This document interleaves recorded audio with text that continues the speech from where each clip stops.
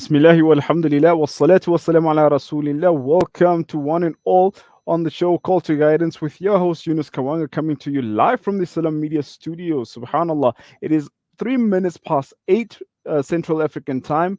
Again, coming to you live from Joburg South in the Salam Media Studios. Tonight, alhamdulillah, we have a good show and a good lineup for you, inshallah ta'ala. If you want to speak about the toiletry drive that has been initiated by the Al Isra Foundation, subhanallah, do join us later on at 8:30 as we go through it, inshallah, with Muallima Habiba.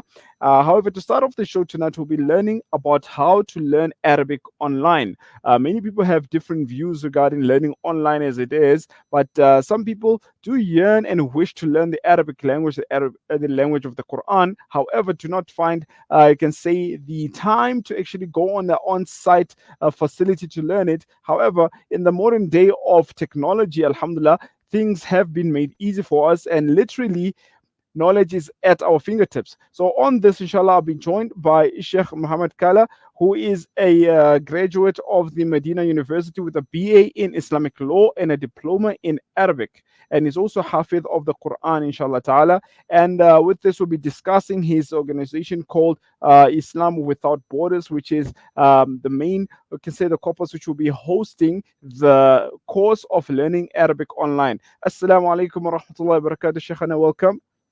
Wa alaikum assalam wa rahmatullahi wa barakatuh. Thank you for having me. Jazakumullah khaira for actually being with us. It is always an honor to have people of your astute status. And alhamdulillah, obviously, the main thing here is that people want to learn from you more than it is to just hear of tales, etc., and hearing about your experiences. Subhanallah. However, last time we did speak about Islam Without Borders, but it was just a touch base, and as our main topic that time was not really into the organization itself. If you can just, inshallah, take us through it again one more time, that now, what is Islam Without Borders? What is it meant for? And what are the points and faculties that it works in, inshallah? Bismillah ar-Rahman ar-Rahim. Alhamdulillah Rabbil Alameen. As-salatu was-salamu ala ashrafil anbiya'i wal-mursaleen. وعلى آله وصحبه أجمعين. اللهم علمنا ما ينفعنا وانفعنا بما علمتنا وزدنا علما نافعا والحقنا بعبادك الصالحين. Ameen, ameen. So, Islam Without Borders, it's an online platform. Initially, it began as a community project where I would teach locally the Arabic language specifically, and there would be classes for teaching the recitation of Quran for elders specifically. And when COVID happened, what happened is that we were faced with the challenge as students were unable to access these classes because of the restrictions. And we went online, alhamdulillah.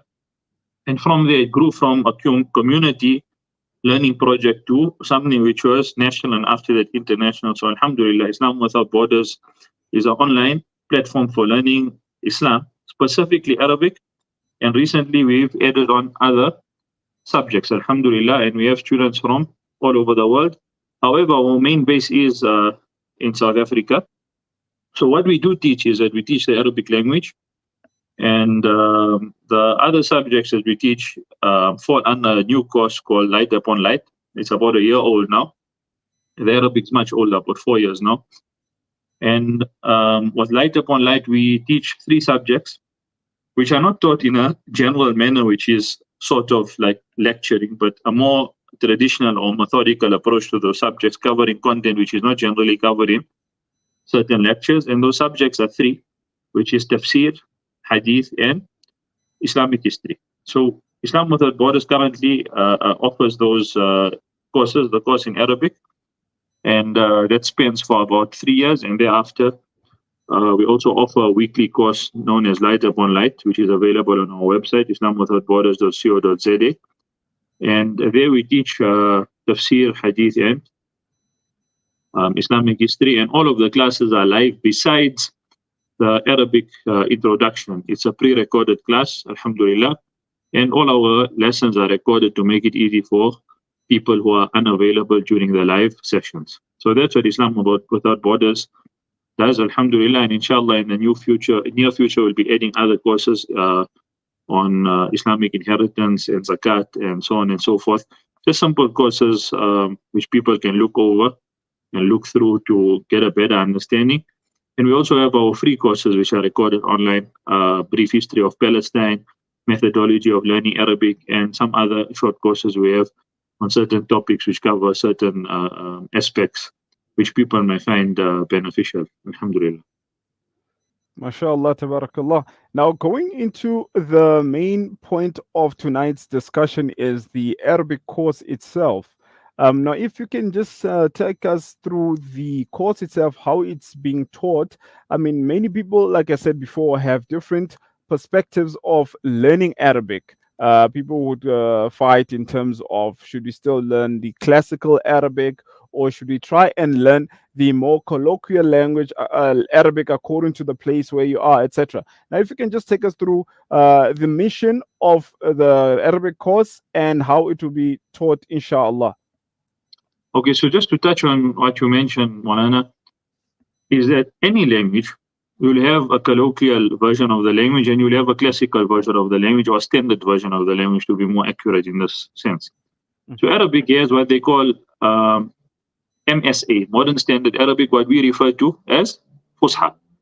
And there's another Arabic which is known as the colloquial Arabic, which is known as a Darija. What's Darija means? Something which is on the tongues of people. That's a general spoken Arabic on the street. However, they both essentially go back to the same rules. It's just that depending on the place you are, or the country you're in, or amongst the people you are around, the Arabs, different tribes, the usages of words are different, or the methodology is slightly different, the pronunciation of certain letters, and all of these dialects and these colloquial dialects have a root within the original language.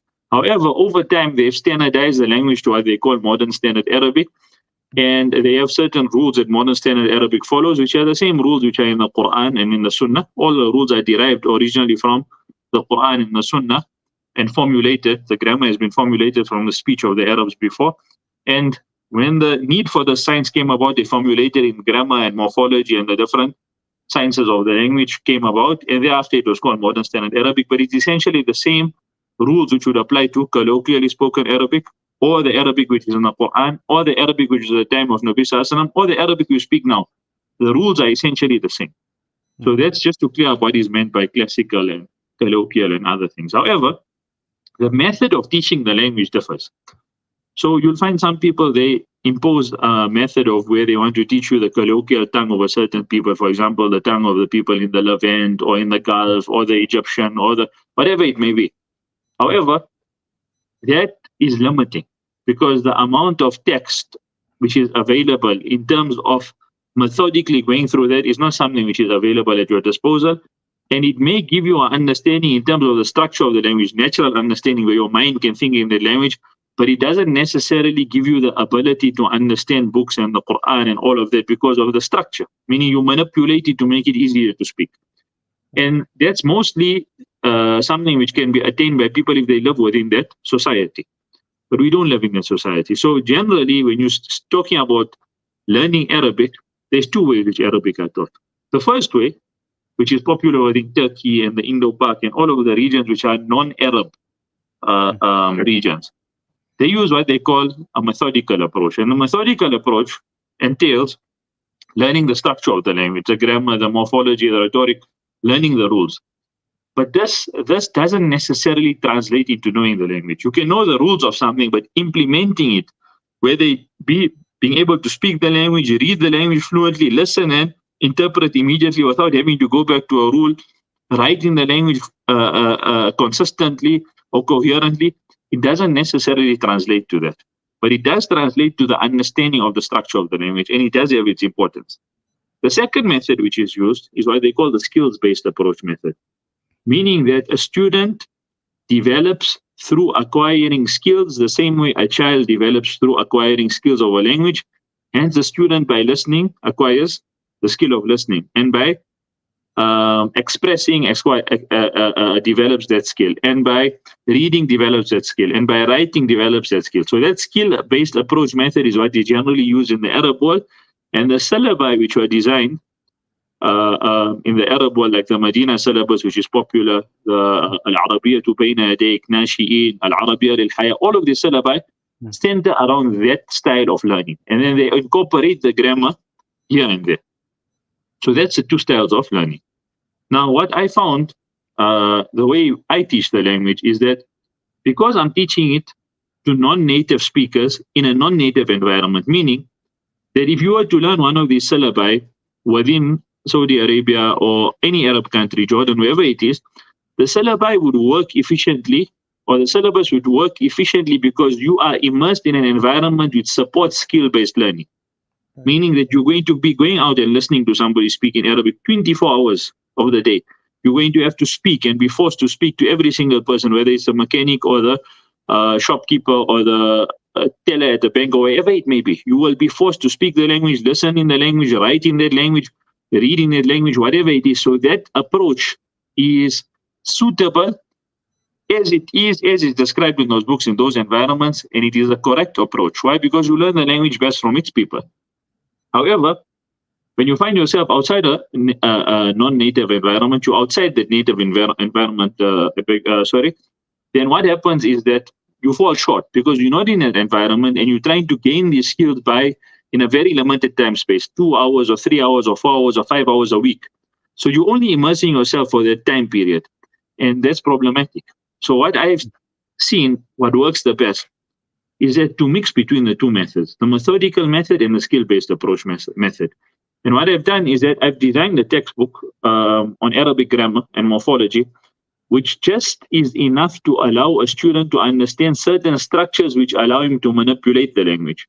Hence, when progressing into any syllabus which best works in a native environment, the teacher is able to apply that same methodology of trying to do it as a skill-based approach, but the student is not busying his mind with what is the teacher saying, there's a rule here, I don't understand what it means, because he already knows the rule.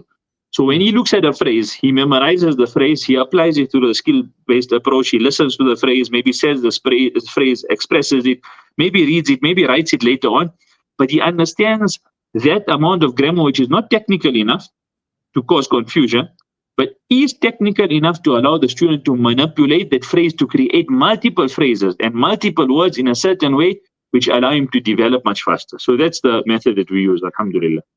No, alhamdulillah, subhanAllah. Very comprehensive, especially for the time that we are in. Once again, because it's going to be online and you want also the learners, the people who are actually taking the course, to engage and ask questions and feel free. And again, you mentioned that the material is also available on recording as it's recorded. So which means when they are sitting on their own, they can still replay and go through the work again and inshallah get it to make sense to them. Again, speaking about it being a language which is not spoken very much in our country, it's a bit difficult to learn it without repetition. Now, when you're speaking about the current course that we're speaking about, which has been advertised, what does it entail? And also for those people who be interested, how can they now enroll and get in touch, inshallah? So the current course that's being advertised is a grammar course. It covers basic modern standard Arabic grammar and morphology, which is the same structure which is available in the Quran and in the Sunnah, and like we mentioned earlier. And usually this course was live. So I used to offer it live, and it used to be over 7 weeks or 10 weeks. However, I found most people, sometimes because of certain commitments, they would miss a week, or they would find that the pace was too fast, or some of them would find the pace is too slow, or they needed more time to learn. So what I've done is I've recorded it. I've created the vocab list, which are 500 words in that book, which they must memorize because they are basic or basis for learning. I put them into the course so they can access the recordings, they can access the subject matter, they get a textbook which covers it, which is a full color textbook, and they get the PDF with the words, which are also within the book, with a sound clip to each word. So if they're memorizing the word, they click on it and they are able to listen to the way the word is said.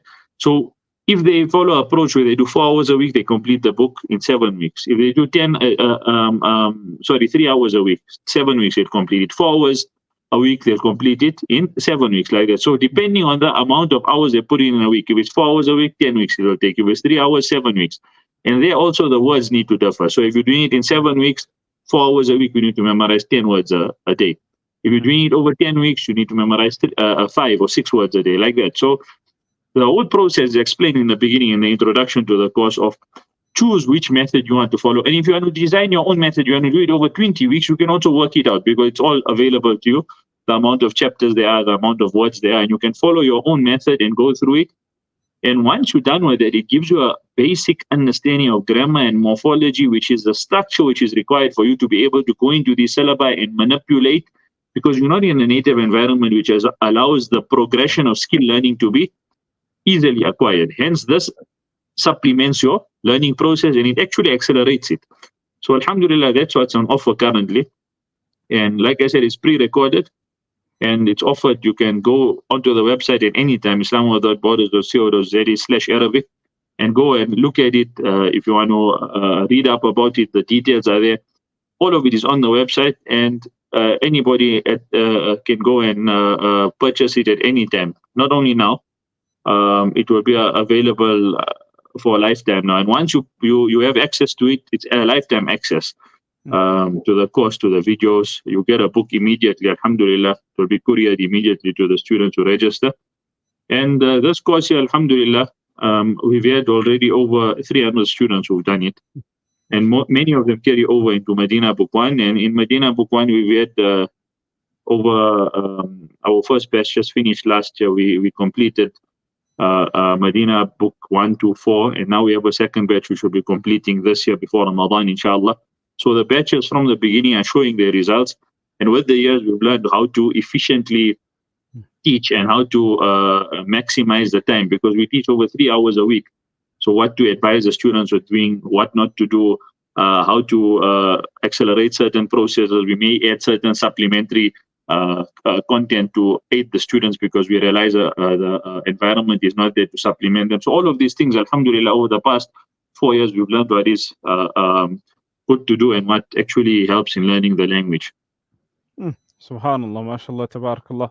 It is wonderful because, again, we're in a time whereby knowledge is literally at the person's fingertips. So there's no excuse for people to say that, look, the Imam reads the Quran and I do not understand what the Imam is saying. While there's such courses around where a person can enroll in them, inshallah, with the intention of obviously trying to understand more of the Quran and the Hadith, inshallah. And now, lastly, inshallah, how would now a student become efficient in the language outside a native environment, especially when you look at the dynamics of our environment here in South Africa, whereby there's many languages being spoken, so much so that people have taken refuge to the English language, which is most of us not really our mother tongue. But then at the same time, we're trying to keep up with other languages around. Then there's Arabic, which we have to have a lot of reverence for in our hearts, and trying to learn and be efficient in it also, inshallah. Okay, so the best way, like I said, the best way to learn a language is through the skill-based approach. And we need to create an environment which allows access to development of those skills. So the skills are 4. Reading with understanding, writing, expressing, and listening. So to develop these skills, the syllabus is basically designed for you to develop those skills through learning a methodology in the syllabus. Any syllabus you do, whether it's a Madinah syllabus like we do, or Al-Arabiya to Bayna Yadayk, or whatever it may be. But the syllabus doesn't necessarily create the environment. It creates the basis and the structure. So a student needs to create the environment as well as a teacher. Firstly, many people, they go about teaching these books in non-native environments, and then they teach the Arabic language through an English medium. Now, what I've done, alhamdulillah, and many have done it as well, is that initially, when we teach a grammar book, it's in English, because the book is based in English. When we get into Madinah Book 1, we start now progressing or moving away from an English-based medium to Arabic-based medium. And when we get to Madinah Book 2, we may extend it. Maybe 50% English, 50% Arabic. The class will move along like that. Maybe 60% Arabic, 40% English. But as soon as we get to Madinah Book 3, it's 95% of the time the class will be run in Arabic. The teacher speaks Arabic. The students must answer in Arabic. And it only may be very rarely in certain situations that we may speak English if we need to discern something that's problematic. And that's 5% of the time. But by the time you get to Madinah Book 4, it is a complete medium of teaching and learning is in the Arabic language. The books, which are the Medina books, the core books, are done in the Arabic language. The supplementary books, which include a seerah of Nabi Sallallahu Alaihi Wasallam, the seerah of the Khulafa, certain books, for example, hadith, there's books on hadith, all of those books, the content is completely in Arabic, and the medium of transmission as well is completely in Arabic. So that's the first part. The second part which a student needs to take into account is he needs to create an environment for himself. And today, like you said, we have language at our fingertips. So what I suggest to many students, and I produce for them alternatives, is to watch Arabic cartoons, to watch Arabic lectures, and I suggest for them which speakers to watch, which cartoons to watch, children cartoons, because those videos, watching those cartoons, listening to those speakers, you're watching documentaries on Arabic, they hone in the skill of being able to listen and discern. And because they only engage with a teacher 3 hours a week, they're speaking, for example, Arabic in those 3 hours, I also ask them if you have any native speakers, whether it be Egyptian, whether it be otherwise Moroccan, wherever you are, make friends with Arabs and speak. Try to speak in the language and try to meet them at least once or twice a week. If you don't have that at your disposal, all of us know that we have the internet at our disposal. You can make friends overseas, pen friends. But all of these things come to play, and they come into, they fall into our laps as advantages to learn the language. So you use that to make friends, to speak in Arabic, to WhatsApp them, to have a conversation with somebody in Arabic, because we do have native speakers of the language living in our environment, in our country, that can produce for us a sort of native environment if we meet up with them. We have at our disposal the internet to make friends, wherever it may be on any social media platform, to be able to converse with them in the language.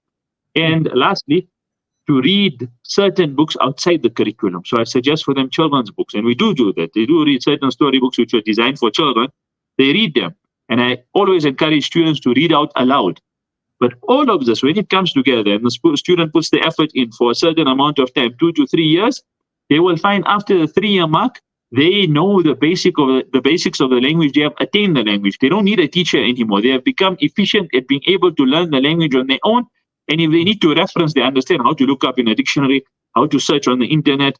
When they're watching videos, they might find that they can watch a documentary and they may understand 60% of it, but not the other 40%. But they're able to look up the words, and eventually they will understand 100% of it. Eventually they listen to a lecture, and in the start, depending on the person or the area they're from or the content that you're listening to, you will be able to develop on your own because you went through a process, you've attained the language, as all of us are. My skill of the English language or my reach of the English language differs from your reach. And my words which I use in the English language are in my active vocabulary are different from your words in your active vocabulary. And depending on each person, their ability to progress and wanting to progress in a language, that is how they progress. And the same thing can be said when you learn a new language, Arabic or otherwise. And with that said, the same will be implemented when they go to the masjid and they hear the imam reading the Quran. They will understand some portions of the Quran 100%, and some other portions maybe not. But they need to go back and look through the words, and they have the skill now at their disposal to be able to discern what the word means. Is it a verb? Is it a noun? What does it mean? And they'll be able to understand, open up a tafsir in the Arabic language, not having to go back to an English translation. So learning within that language, within one medium, and then it's a lifelong process to continue, because as we all know, anybody who knows Arabic knows it's a language which is vast, which is inexhaustible. But the basics, if they are mastered, make you or give you at your disposal the ability to search on your own and learn on your own and understand the language without any intermediaries. Subhanallah. That's a very, again, more comprehensive for our time and for the need also of learning using the online platforms, inshallah. There's one of the revolutionary ways of learning which are available for us also, inshallah. So we just have the poster, just wanted it to be displayed for those people who are just joining us to find more information on how to enroll in the Arabic online Arabic learning course with Sheikh Muhammad Kalla. So for more information, again, Sheikh said you can go on the website of Islam Without Borders, and if we can also display the cell number, if that's okay with yourself, inshallah, No to problem. just give people the information Display it, on how to get more information about the course and the other course also, which are available. Or again, it's not only the Arabic language which is being taught, but there's other courses which are available for those who are interested, inshallah ta'ala, to now widen our reach in our basic understanding of deen, most importantly, and also learning the Arabic language for good cause, inshallah. Jazakumullah khairah once again, Ustad. It's always a pleasure speaking to you, and we'll really make dua that people do take the opportunity so that they can further their understanding of our deen. But most importantly, we need to understand the Quran and the original text of Hadith, and that's by only learning the Arabic language. Once again, Jazakumullah khairah, Ahsan al Jaza, for being with us tonight again. جزاكم الله خيرا. Barakallah. All right, assalamu alaikum wa rahmatullah. Now that brings us to the end of our first segment as we're speaking about learning Arabic online with Islam Without Borders, Sheikh Muhammad Kalla. And it is one of those things that people need to put themselves through it. Many times we find people complaining that they cannot understand what the Imam is saying in Salah, but okay, we can say the solutions are there, just that we do not take initiative. And once again, if we can pay for other studies that are around us, other learnerships, other courses, etc., we can pay for this one also. So that's why we need to beg the question: why do we have to pay for it? We really need to pay for it to be valuable to us, and so that we can put and make effort in it, inshallah ta'ala. So we'll go on a quick break, inshallah, and when we return, we'll be speaking to Mu'allima Habiba about the toiletry collection drive which is taking place under the Al Isra Foundation, inshallah ta'ala. Do stay tuned.